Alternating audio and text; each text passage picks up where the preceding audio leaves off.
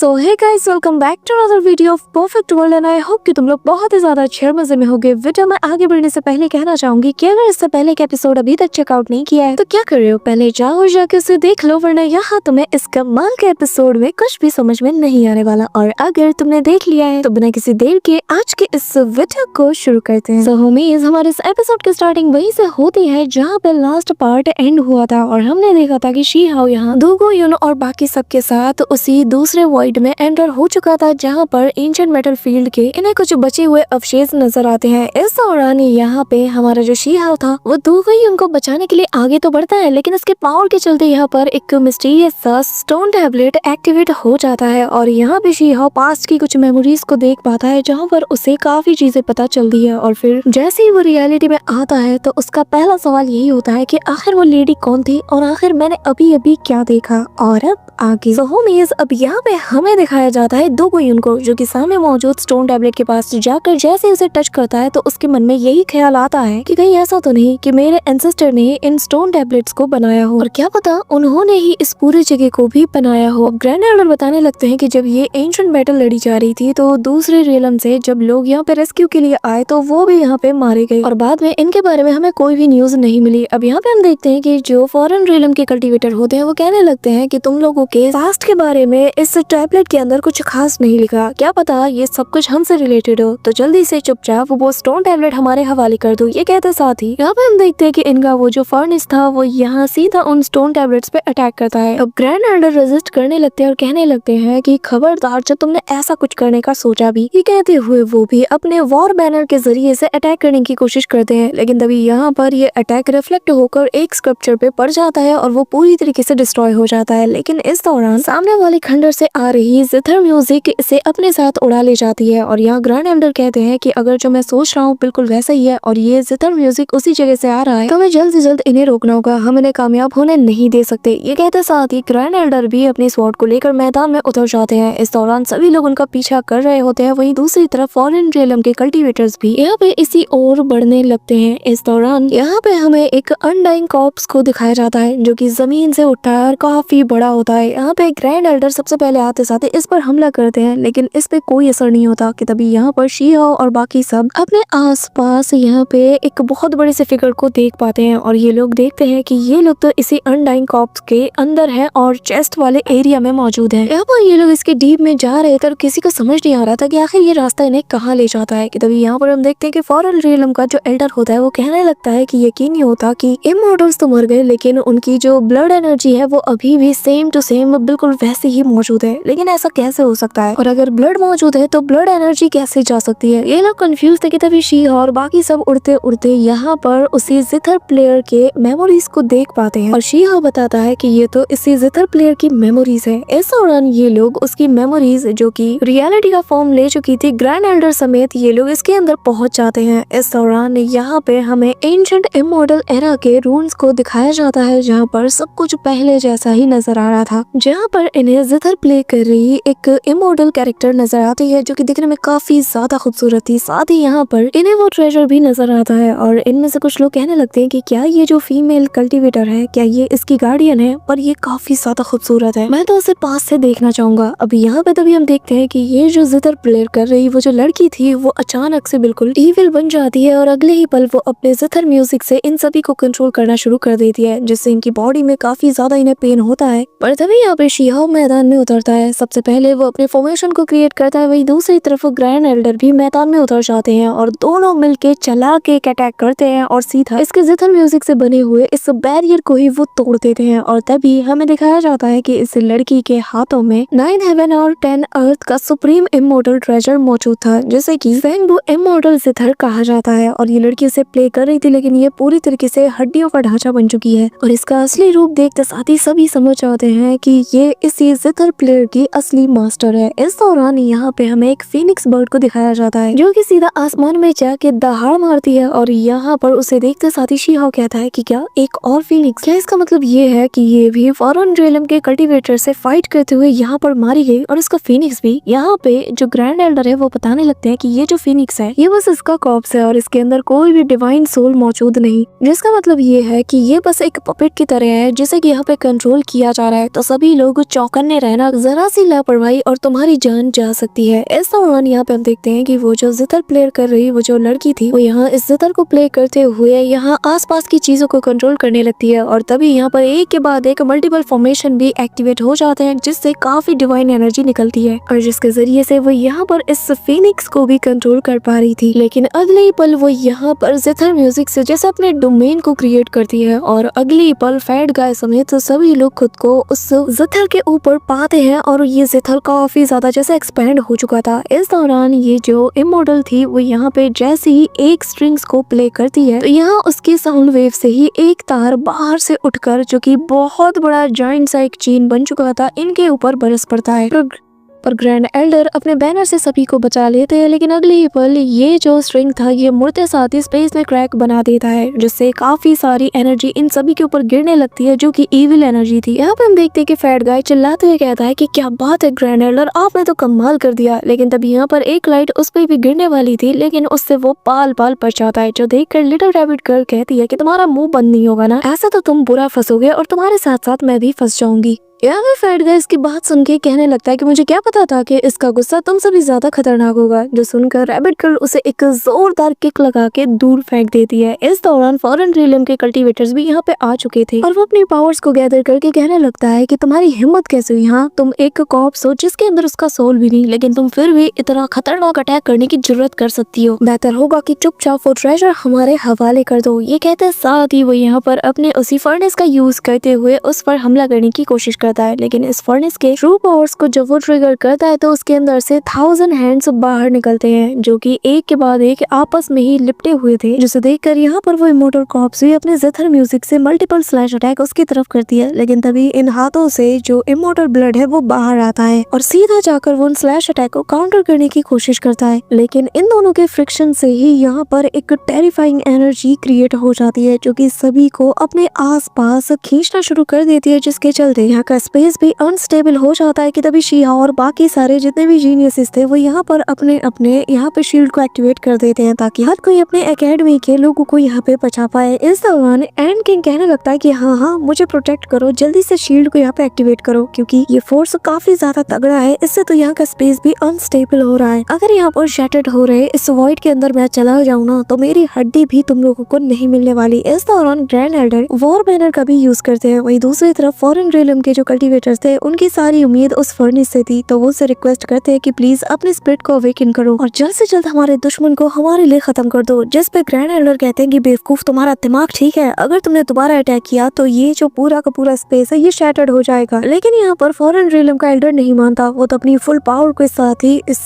Pot को यानी कि इस फर्नेस को एक्टिवेट कर देता है जिसके अंदर एक इविल एक्सेशन फ्रूट मौजूद था जो कि धीरे धीरे करके ब्लूम होने की कगार पे पहुंच जाता है और इसके आसपास के जो हाथ थे इनकी तादाद भी और ज्यादा बढ़ जाती है। जिसके बाद वो एल्डर कहता है कि हमारे पास हमारा ये इमोर्टल मेल्टिंग फर्नेस मौजूद है तो ये हमें प्रोटेक्ट करेगा, तुम्हें हमारी फिक्र करने की जरूरत नहीं क्योंकि हम सब तो बच जाएंगे और बाकी सब तुम लोग यहाँ पे मारे जाओगे। अब यहाँ पे हम देखते हैं कि ग्रैंड एल्डर इसे रोकने के लिए इसके ही अटैक को काउंटर करने की कोशिश करता है ताकि वो इस फर्नेस को ट्रिगर ना कर पाए लेकिन तब तक देर हो चुकी थी। यहाँ पे हम देखते हैं कि एक बहुत बड़ा सा स्पेस में क्रैक बनने लगता है और ये स्पेस जो है धीरे धीरे शैटर्ड होने लगती है और सभी चीज इसमें जैसे समाने लगती है और एक एक करके हम देखते हैं कि सभी लोग जैसे इसके अंदर समाते हैं अचानक से सब कुछ यहाँ पे स्थिर होने लगता है और ये लोग एक सेफ जगह पे लैंड करते हैं और शिहा कहता है कि लगता है कि अभी तक हमने जो कुछ भी फील किया वो बस एक इल्यूजन था, है ना। जिस पे ग्रैंड एल्डर कहते हैं कि नहीं, कि तभी इनके सामने एक इमोर्टल कॉफिन मौजूद था जिसे देखकर शिहा कहता है कि आखिर ये चीज क्या है। कि तभी यहाँ पे हम देखते हैं कि फॉरेन कल्टीवेटर का एक बंदा कहने लगता है कि ये तो वही कॉफिन है जिसने की हमारे जो अनडाइंग इमोर्टल्स थे उनके ब्लड को यहाँ पे एब्सॉर्ब कर लिया। कहीं इसका मतलब ये तो नहीं कि ये वही इमोर्टल ऑब्जेक्ट है जिसे कि हमारे एंशिएंट इमोर्टल एंसेस्टर अपना बनाना चाहते थे और हर हाल में से हासिल करना चाहते थे। कि तभी यहाँ पर वो जो कॉप्स थी वो वापस से उस जिथर को प्ले करती है। इस बार काफी डेंजरस सी साउंड सभी को सुनाई देती है और अगले ही पल यहाँ पर उस म्यूजिक के चलते आसपास की चीजों में हलचल होती है और तभी यहाँ पर सभी को घोंसली फिगर से नजर आने लगते हैं जिसे देखकर इनमें से कहने लगता है कि आखिर ये घोंसली फिगर्स क्या है। जिस पे फैट गाय कहने लगता है कि नहीं, ये वो नहीं है है, बल्कि ये तो इमॉर्टल ताओ का ऑरा है, जिसे कि हम ऑलरेडी देख चुके हैं। लेकिन ये जो ऑरा है ये यहाँ पर सबसे ज्यादा थिक है, यहाँ तक कि 9 हेवन एंड 10 अर्थ में भी इतना प्योर और रिच अमाउंट में मैंने आज तक इमॉर्टल ताओ की ऑरा को फील नहीं किया। इस दौरान ये जो फीनिक्स था ये वापस से रोर मारता है कि तभी यहाँ पर फॉरेन कल्टीवेटर के जो एल्डर थे वो यहाँ निकालते हैं अपने उसी फर्नेस को। साथ ही यहाँ पे ग्रैंड एल्डर भी अपने वॉर बैनर को बाहर निकालने लगते हैं कि तभी यहाँ पर फॉरेन कल्टीवेटर का एक बंदा कहता है कि इस जगह पर हमारा ये इमॉर्टल स्मेल्टिंग फर्नेस बिल्कुल भी काम नहीं आने वाला, क्योंकि इसके पावर को हेवन एंड अर्थ सप्रेस कर रहा है। लेकिन तभी यहाँ पर ग्रैंड एल्डर भी सेम चीज फील करते हुए शी हाओ को बताता है कि वॉर बैनर के साथ भी बिल्कुल ऐसा ही हो रहा है, हम यहाँ पर बिल्कुल भी अपनी पावर को यूज नहीं कर पा रहे। ऐसा लगता है कि इस जगह का जो ओनर है वो बिल्कुल भी नहीं चाहता कि हम लोग यहाँ से सही सलामत बाहर जाएं। जरा देखो उसके एक धुन के इशारे से तारे कैसे अपनी जगह बदल रहे हैं, और यही एक ट्रू इमॉर्टल ताओ का पावर है। ये कहते हुए वो अपने स्वॉर्ड को बाहर निकालते साथ ही आसमान की तरफ तानते हुए कहता है कि अब जबकि तुम लोग देख चुके हो कि यहाँ पर कितना ज्यादा खतरा है, तो हम यहाँ पे ज्यादा देर तक नहीं रुक सकते। यहाँ पे शी हाओ कहने लगता है कि क्या इस जगह का जो गार्डियन बीस्ट है उसने भी सेम चीज किया होगा। ये कहते हुए वो उस टैबलेट पे लिखे गए वर्ड्स को याद करता है जहाँ पे एक लाइन थी कि क्रॉसिंग द सी। तो इसे याद करते हुए शी हाओ कहता है कि आखिर इसका मतलब क्या है, कहीं इसका मतलब ये तो नहीं कि ये वही वर्ल्ड है जिसके अंदर वो विलो डाइटी समा गई है, क्या ये उस वर्ल्ड के बारे में बात कर रही है। कि तभी यहाँ पर आसमान से पर्पल लाइटनिंग इन सभी के ऊपर गिरने लगती है कि तभी एक बहुत बड़ा मीटियोर भी इनकी तरफ बढ़ता है, जो देखकर यहाँ पे फॉरेन रियलम का कल्टीवेटर अपनी पावर से सभी चीजों को रोकते हुए कहता है कि सीनियर आप तो हमारे रियलम से बिलोंग करती हैं, तो आखिर आप हमें बिट्रे कैसे कर सकती हैं। कि तभी एल्डर कहने लगता है कि अब जबकि तुमने हमें बिट्रे करने का डिसाइड कर ही लिया है तो आज से तुम हमारी एंसेस्टर नहीं रही। ये कहते साथ ही वो सभी को साथ में फॉर्मेशन को एक्टिवेट करने का ऑर्डर देता है, ताकि इसके जरिए से वो लोग इमॉर्टल स्मेल्टिंग फर्नेस की पूरी पावर को एक्टिवेट कर पाए। और फिर वो उसे एक्टिवेट करते हुए उससे कहने लगते हैं कि प्लीज अपने पावर्स को एक्टिवेट करो, इसे अवेकन कर लो और हमारे दुश्मन को खत्म कर दो। यहाँ पे बस ये कहना ही था कि तभी हम देखते हैं कि ये जो फर्नेस था ये अचानक से एक्टिवेट होने लगता है। इसके अंदर से वो जो इविल फ्रूट था जो कि एक मॉन्स्टर की शेप में था, जिसके काफी सारे हाथ है, वो एक साथ इस पॉट से बाहर निकलता है। साथ ही आते साथ ही वो यहाँ पर काफी सारे ब्लड को यहाँ पे यूज करता है, और जिसके जरिए से ये काफी खतरनाक वाला अटैक इनके ऊपर कर पाता है, जिसके जरिए से इस मीटियोर को जैसे ही वो तोड़ने जाता है कि तभी उसे ह्यूज इम्पैक्ट भी फील होता है। लेकिन अगले ही पल इसके प्रेशर के चलते वो जो मीटियोर था वो सेकंड्स में धराशायी हो जाता है। लेकिन अगले ही पल इसका अटैक रिवर्स होता है और यहाँ इनके अपने ही कुछ लोग मारे जाते हैं। कि तभी यहाँ पर वो जो कॉप्स थी जो कि इनकी एंसेस्टर है वो यहाँ पे खड़ी हो जाती है और अपने हाथ के इशारे से वो इस फीनिक्स समेत बाकी चीजों को कमांड करने लगती है, जिसके साथ ही ये फीनिक्स यहाँ पे एक्सप्लोड कर जाता है, जिसके इम्पैक्ट से ये लोग काफी दूर छटके जाते हैं और अगले ही पल सब कुछ जैसे खामोश हो जाता है। लेकिन तभी यहाँ पर सेंट्रल वाले एरिया से ग्रीन कलर की तेज लाइट इमिट होती है, जिसे देखकर सभी हैरान थे।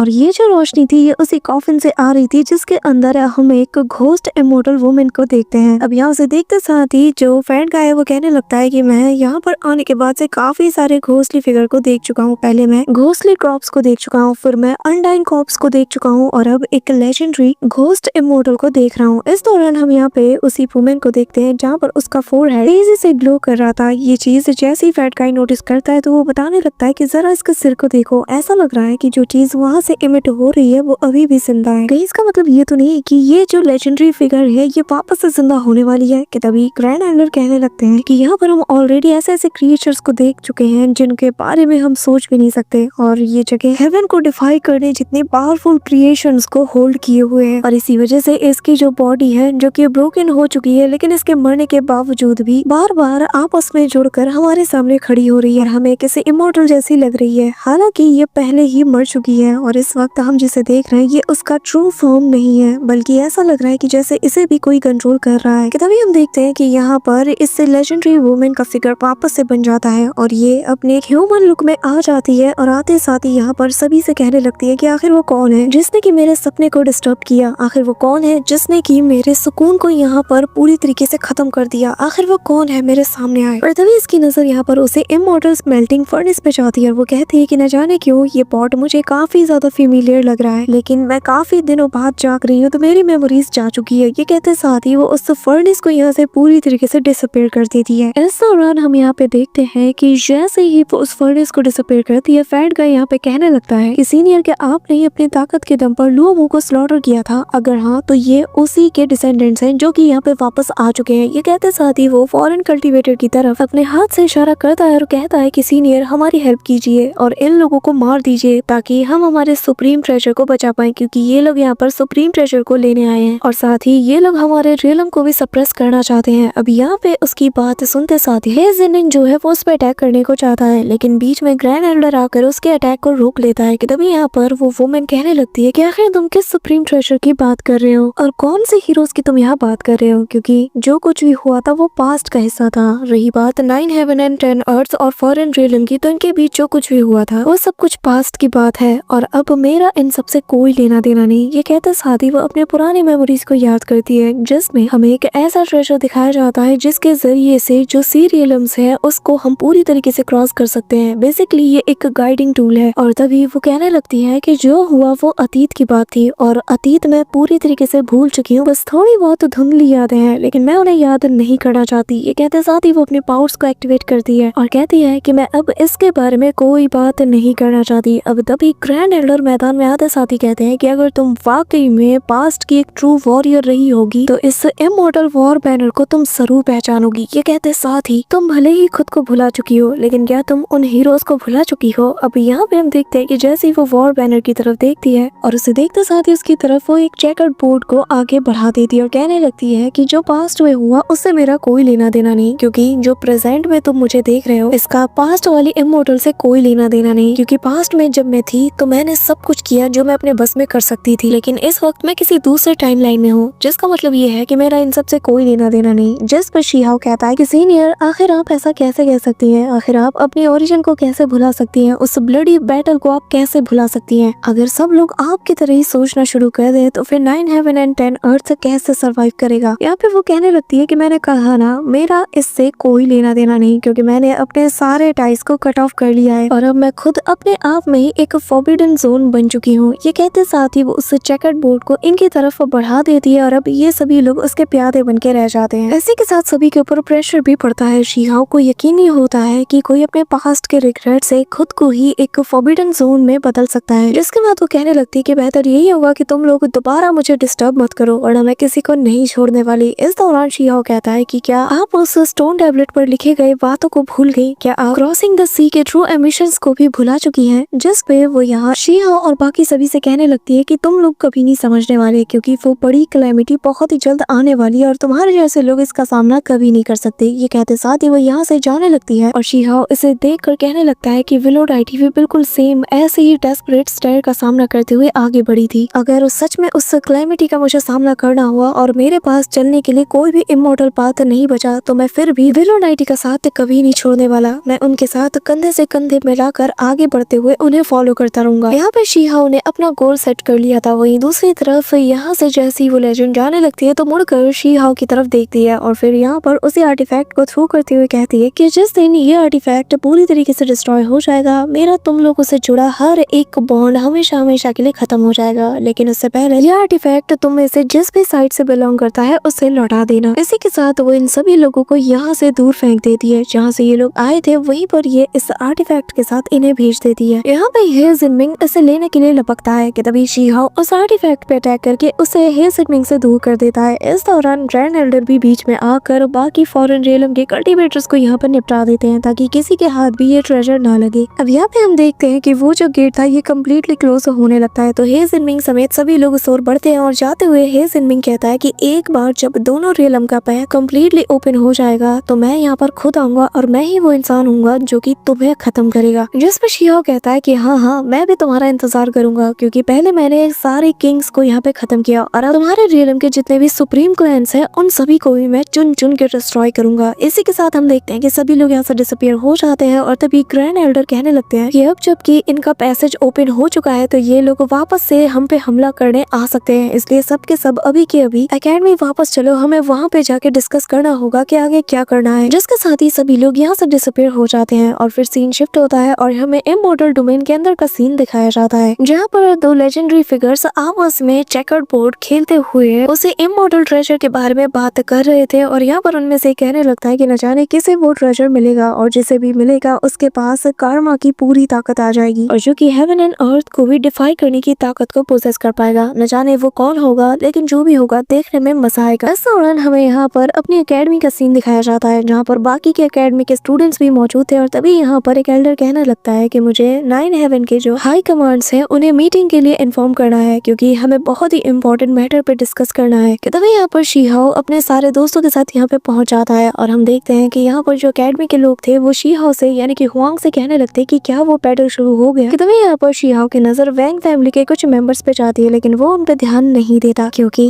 इस वक्त फॉरेन रियलम ज्यादा इंपॉर्टेंट है। तो वो सभी से बताने लगता है कि हाँ, हम लोग उस एरा में पहुंच चुके हैं जहाँ पर वापस से वो वॉर होने वाली है, पर फिलहाल के लिए तो हम लोगों ने उन्हें जैसे तैसे करके मैनेज कर लिया है और उनके आने के रास्ते को भी लॉ की पावर से बहुत हद तक सील कर दिया है। तो जिसका मतलब ये है कि ये लोग इतनी जल्दी और आसानी से यहाँ पे नहीं आ सकते, लेकिन हाँ, ये लोग आएंगे, ये बात निश्चित है। अब यहाँ पे हम देखते हैं कि वैंग फैमिली के काफी सारे एंसेस्टर यहाँ पे आए हुए थे और जैसा कि तुम्हें पता है कि ग्रैंड एल्डर और शी हाओ ने क्या बवाल मचाया था इनके घर में घुस के, जिसके चलते ये लोग शी हाओ को बहुत अजीब टोन में कहते हैं कि अगर वो वॉर शुरू हो चुका है तो तुम यहाँ पर खड़े खड़े मुंह क्या देख रहे हो। कहीं इसका मतलब ये तो नहीं कि तुम बिना लड़े ही उन्हें धोखा देकर यहाँ पे आ गए। शी हाओ की यहाँ पे सटक जाती है, वो यहाँ पे उनके सामने डट के खड़ा हो जाता है। कि तभी फैट गाय कहने लगता है कि ज्यादा बोलने की जरूरत नहीं है, क्योंकि ये हमारी सेलेस्टियल एकेडमी है, तुम्हारा वैंग फैमिली नहीं। तुम्हें अगर बॉस बनना है तो जाके वहाँ बनो। और वैसे भी हम तो वहाँ पे बैटल कर रहे थे, लेकिन वैंग फैमिली का एक भी बंदा मौजूद नहीं था और यहाँ पर तुम हमसे सवाल कर रहे हो। यहाँ पे हम देखते हैं कि वैंग एन को काफी ज्यादा गुस्सा आता है और वो कहने लगता है कि तुम्हारी इतनी हिम्मत। कि तभी यहाँ पर रैबिट गर्ल भी उसे सुनाना शुरू कर देती है और कहने लगती है कि ज्यादा बोलने की जरूरत नहीं है, तुम लोगों की करतूतों का हमें अच्छे से पता है। इस दौरान दूसरा बंदा कहता है कि हाँ, जब ग्रैंड एल्डर समेत बाकी सभी लोग फाइट करने के लिए वहाँ पे गए थे, तब तुम लोग पीठ पीछे यहाँ पर हमारी एकेडमी के जितने भी रिसोर्सेज वाले एरिया थे तुमने उन्हें लूटना शुरू कर दिया। अब ये सुनकर 9th एंसेस्टर अपनी पावर ऑफ लॉ का यूज करते हुए कहने लगता है कि हम वैंग फैमिली के लोग पूरी जगह को पेट्रोलिंग कर रहे थे, ना कि लूट मारी। जिस पे शी हाओ कहता है कि अच्छा, यहाँ पे दूसरों के एकेडमी के रिसोर्सेज को लूटना तुम्हारे लिए पेट्रोलिंग है, तो फिर ठीक है, मैं भी फिर किसी दिन वैंग फैमिली के अंदर जाकर उनका जो वैंग फैमिली का जो केओस कामिंग आर्ट है उसे इंस्पेक्ट करूंगा, देखूंगा कि वो सही है या नहीं। बताओ इसके बारे में तुम्हारा क्या ख्याल है। ये कहते साथ ही शी हाओ अपनी पावर को रिवील करता है। गोल्डन कलर की एनर्जी सीधा आसमानों से जा टकराती है और वैंग फैमिली के एंसेस्टर्स भी अपनी शील्ड को एक्टिवेट करके खुद को प्रोटेक्ट करते हैं। कि तभी यहाँ पर फैट गाय अपनी पावर्स को एक्टिवेट करते हुए कहता है कि हमने पर्पल सन और बाकी सभी लोगों को वहाँ पर अपने खून से बलिदान देते हुए देखा है। उन्होंने अपनी जान की कुर्बानी देकर हमारे रियलम को प्रोटेक्ट करने की कोशिश की, जिसके बाद हुआंग ने उन सभी का बदला चुन चुन के लिया। और तुम जैसे चोरों की इतनी मजाल कि जब हम अपने खून से इतिहास रच रहे थे तब तुम यहाँ पे लूटमारी कर रहे थे और यहाँ बेशर्मी के साथ हमारे सामने तुम जुबान भी चला रहे हो। अब यहाँ पे हम देखते हैं कि मूदा और रैबिट गर्ल सभी लोग अपनी अपनी पावर्स को एक्टिवेट करते हुए एक कंबाइन अटैक इनकी तरफ करते हैं और सामने से आ रहे इनके अटैक को डिस्ट्रॉय कर देते हैं, जिसके चलते 9th एंसेस्टर को तो बहुत गुस्सा आता है। कि तो ये पास्ट का सीन दिखाया जाता है जहाँ पर वांग चेंगशेंग के जो दो बड़े बेटे थे वो दोनों मिलकर प्लान बनाते हैं कि जब ग्रैंड एल्डर एकेडमी के अंदर मौजूद नहीं होगा तो सबसे पहले ये लोग अपना हाथ रिसोर्सेज पे साफ करेंगे, जिसके बाद मौका पाते ही हुआंग को ये लोग पकड़ लेंगे और यहाँ पे ले आएंगे। इसी के साथ प्रेजेंट टाइम में 9th एंसेस्टर अपने उसी ड्रैगन के जरिए से इन पे अटैक करते हुए कहता है कि तुम्हारी बातों पर हमें यकीन नहीं, इसलिए तुम सबको पकड़ के हम इन्वेस्टिगेट करेंगे। कि तभी यहाँ पर एंड किंग अपने गार्डियंस को लेकर आ जाता है और उनके जाइंट से स्पेयर इन सभी को भेद के पूरी तरीके से निपटा देते हैं और एंड किंग कहने लगता है कि मेरी गैर मौजूदगी में तुम्हारी हिम्मत कैसे हुई ऐसे कुछ भी करने की। यहाँ पे हम देखते हैं कि लिटरली उसके वॉरियर्स ने यहाँ पे सभी का सुपड़ा साफ कर दिया था और ये सभी लोग ऑन द स्पॉट ही मारे जाते हैं, यहाँ तक कि 9th एंसेस्टर भी नहीं बचता। So that's it for today guys. I hope कि तुम सबको आज की वीडियो काफी ज्यादा पसंद आई होगी। अगर हाँ तो वीडियो को लाइक करना, चैनल पे नए हो तो सब्सक्राइब करना। तो मिलते हैं नेक्स्ट वीडियो में, तब तक के लिए बाय।